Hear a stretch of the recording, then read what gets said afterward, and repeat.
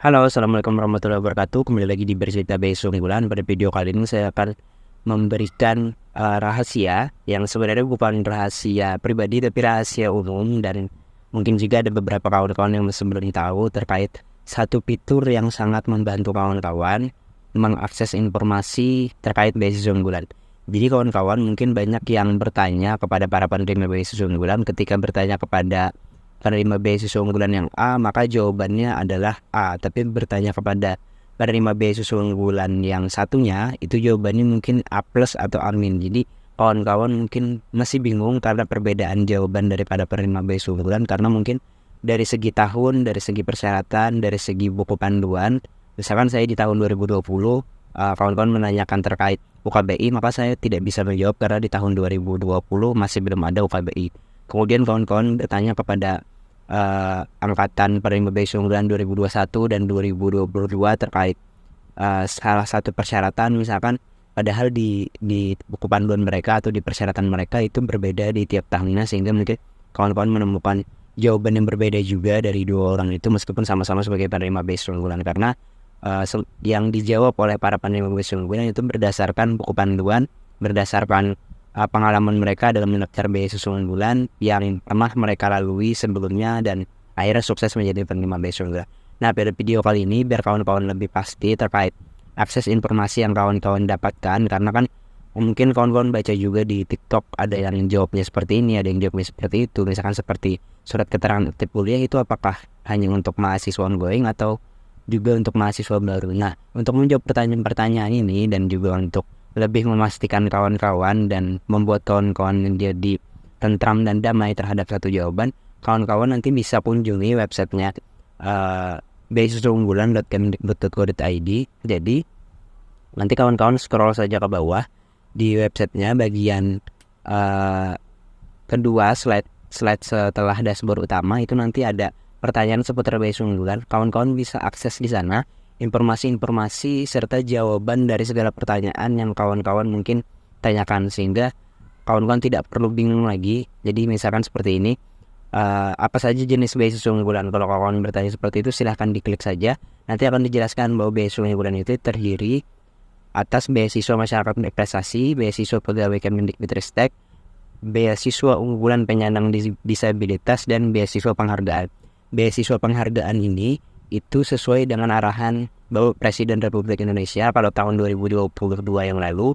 Beasiswa penghargaan ini diberikan kepada para anak-anak dari korban KRI Manggala. Nah, di tahun ini saya dapat informasi kalau beasiswa penghargaan ini itu diberikan kepada anak-anak yang orang tuanya menjadi korban kekerasan atau korban HAM berat yang ada di Provinsi Aceh. Jadi beasiswa penghargaan ini murni arahan dari Presiden dan tidak bisa ditawar-tawar untuk kita bisa masuk ke sana, karena ada kriteria atau kategori khusus yang memang tidak semua orang bisa masuk ke sana.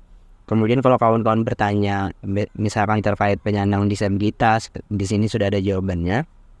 Dan kalau kawan-kawan ingin bertanya lebih jauh lagi, kawan-kawan mungkin bisa mengklik lihat lebih banyak. Misalkan kita klik, nanti di sini akan muncul beragam pertanyaan yang sebenarnya sudah dijawab langsung oleh Puslavdik. Jadi informasi ini adalah informasi resmi dan valid karena ada di websitenya beasiswa unggulan. Misalkan, apakah mahasiswa ongoing harus melampirkan surat keterangan diterima? Nah, jawabannya adalah tidak, tapi harus menyertakan surat keterangan aktif sebagai mahasiswa yang diterbitkan oleh perguruan tinggi.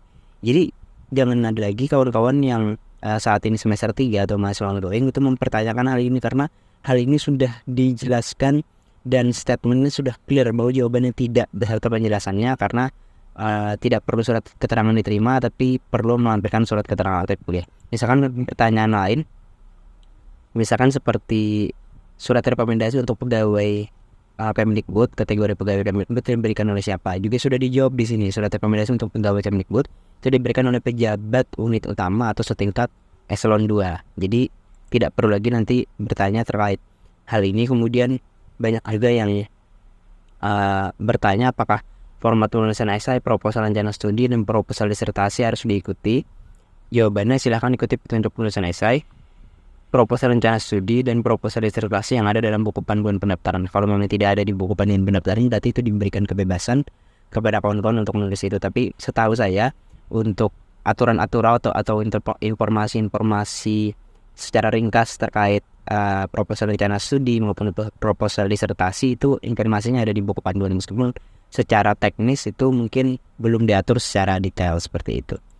Nah, kemudian di sini kita juga bisa melihat contoh sertifikat UKBI, kemudian ini contoh sertifikat bahasa Inggris khususnya, kemudian ini juga untuk yang sertifikat bahasa Inggris, ini juga untuk yang bahasa Inggris. Nah, itu tadi beberapa informasi yang penting. Dan juga, nah ini yang saya katakan tadi, satu fitur yang mungkin bukan rahasia pribadi tapi rahasia umum, dan mungkin sudah banyak yang tahu, tapi juga saya yakin tidak kalah banyak yang tidak tahu terkait fitur ini. Jadi kawan-kawan bisa gunakan fitur helpdesk di sini, karena kawan-kawan bisa mempertanyakan pertanyaan yang belum ada di buku panduan dan juga belum ada di jawaban yang ada di website di menu seputar pertanyaan based on bulan tadi. Jadi kawan-kawan bisa klik link helpdesk ini, atau di bagian bawah ini yang ikonnya warna biru muda, bisa kawan-kawan klik. Misalkan kalau kita dari website utamanya, itu mereka nanti akan tampilannya seperti ini. Jadi yang icon biru di bagian bawah sebelah kanan itu selalu ada, jadi kawan-kawan bisa klik saja. Atau kalau kawan-kawan scroll, itu nanti akan ada pertanyaan seperti ini. Ada pertanyaan terkait beasiswa, ajukan pertanyaan di sini. Jadi kawan-kawan bisa klik helpdesk atau klik icon biru berwarna biru muda di bagian bawah sini. Misalkan kita klik di sini di bagian helpdesk. Nah, jadi kawan-kawan nanti tinggal isi nama lengkapnya, kemudian nomor WhatsApp-nya, kemudian email, kemudian saya ingin bertanya terkait apa. Kebanyakan kan yang bertanya terkait akunnya, karena banyak yang salah memasukkan tanggal lahir. Saya pun bingung kenapa banyak yang serupa seperti itu, tapi saya rasa kalau banyak yang salah memasukkan tanggal lahir itu sepertinya masih kesalahan sistem, karena tidak mungkin misalkan dari ribuan orang secara bersamaan ratusan orangnya itu terjadi kesalahan input dalam tanggal lahir. Jadi kalau kawan-kawan mengalami kesalahan dalam penginputan tanggal lahir, mungkin itu masalah sistem saja, tapi tidak apa-apa kalau memang mau ditanyakan. Misalkan bertanya terkait akun, nanti kirim saja ke agennya, apakah untuk masyarakat berprestasi atau pegawai Kemdikbud. Kalau kawan-kawan mungkin untuk masyarakat berprestasi ya, karena bukan sebagai pegawai Kemdikbud. Nanti silahkan ditanyakan saja, misalkan saya salah memasukkan tanggal lahir pada saat proses pendaftaran akun beasiswa unggulan, bagaimana saya merubah tanggal lahir tersebut. Nanti silahkan ditanyakan saja, diklik, dituliskan di sini, kemudian di submit jawabannya, di submit pertanyaannya.